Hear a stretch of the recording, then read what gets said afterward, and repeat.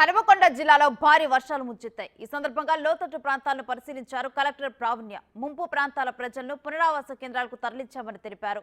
అవసరమైతే పునరావాస కేంద్రాలను పెంచుతామని తెలియజేశారు. వర్షాలపై పరిస్థితులను ఎప్పటికప్పుడు పర్యవేక్షిస్తామంటున్న కలెక్టర్ ప్రావీణ్యతో మా ప్రతినిధి వేణు ఫేస్ టు ఫేస్.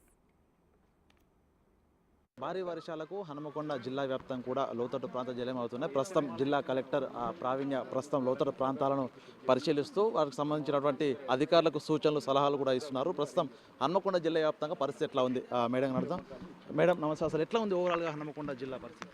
మనకి దాదాపు జిల్లాలో 70 mm రెయిన్ఫాల్ పడింది ఇప్పటి వరకు. సో ఎక్కడ కూడా మరీ ఎక్స్ట్రీమ్ సిచ్యువేషన్స్ అయితే మన దగ్గర ఎక్కడ లేవు. కటాక్షపూర్ చెరువు మత్తడి దాటింది కాబట్టి అక్కడ హైవే దగ్గర కొంచెం మానిటర్ చేస్తున్నాము. అలానే కంటాత్మకూరు కూడా అక్కడ కట్ ఆఫ్ అయింది. అక్కడ రెండు వైపులు కూడా ట్రాఫిక్ ఆపేసాము.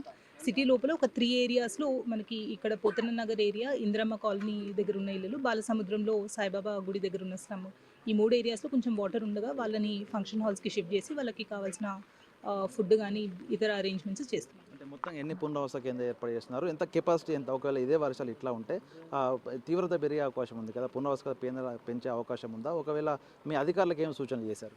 ఇప్పటి వరకు 3 సెంటర్స్ అని అనుకుంటున్నాము. అక్కడ ఆల్మోస్ట్ ఒక 500 ఫ్యామిలీస్ 3 సెంటర్స్లో కలిపి మనము ఏర్పాటు చేస్తున్నాము. ఇంకా లోకల్ రిక్వైర్మెంట్ బట్టి ఎక్కడైతే వాటర్ లెవెల్స్ వస్తున్నాయో అక్కడ లోకల్లో ఫంక్షన్ హాల్స్ కానీ కమ్యూనిటీ హాల్స్కి షిఫ్ట్ చేయడానికి ఆల్రెడీ ఇన్స్ట్రక్షన్స్ ఇచ్చాము. మీ అధికార యంత్రాంగం ఎట్లా పనిచేస్తుంది? కంట్రోల్ రూమ్ 2 GWMCలో, IDOCలో రెడీగా ఉంది. ఆల్ లైన్ డిపార్ట్మెంట్స్ కూడా NPDCL అవ్వచ్చు, ఇరిగేషన్ డిపార్ట్మెంట్ అవ్వచ్చు, GWMC అందరు కూడా ఫీల్డ్లో, మాన్సూన్ టీమ్స్ అండ్ ఇంజనీర్స్ అందరూ కూడా ఫీల్డ్లో ఉన్నారు. Okay, thank you madam. ఇది మొత్తంగా హనుమకొండ జిల్లా వ్యాప్తంగా కూడా కొన్ని 3 ప్రాంతాల లోపల కొంత వరదలు లోతట్టు వచ్చేటువంటి పరిధి ఉన్నటువంటి ప్రాంతాల ప్రజల్ని కూడా 3 పునరావాస కేంద్రాలు ఏర్పాటు చేసి వాళ్ళని అక్కడ తరలించే ఏర్పాట్లు కూడా చేస్తున్నారు. ఒకవేళ వరద ఉధృతిని, వరద అంచనాను వేస్తూనే పునరావాస కేంద్రాల సంఖ్య పెంచడం, అదేవిధంగా లోతట్టు ప్రాంతాల ప్రజలందరినీ కూడా ఎగువ ప్రాంతాల సురక్షిత ప్రాంతం తరలించేందుకైతే సిద్ధంగా ఉన్నట్లు కూడా చెప్తున్నారు. అన్ని అధికార యంత్రాంగం కూడా పూర్తి స్థాయి లోపల సంసిద్ధంగా ఉండాలంటూ కూడా సూచనలు చేసిన నేపథ్యం లోపల బల్దియా లోపల కంట్రోల్ రూమ్ ఏర్పాటు చేయడంతో పాటు పోలీసు శాఖను కూడా అప్రమత్తం చేసి ఎప్పటికప్పుడు గంటకు పరిస్థితులు ఏ విధంగా ఉన్న దానిపై కూడా పూర్తి స్థాయి లోపల పర్యవేక్షణ చేస్తూ ఎవరు ఇబ్బంది కలగకుండా చూస్తామంటూ కూడా హనుమకొండ జిల్లా కలెక్టర్ ప్రావీణ్య చెప్తున్నారు. వీడియో జర్నలిస్ట్ సంతోష్తో వేణు బిగ్ టీవీ వరంగల్.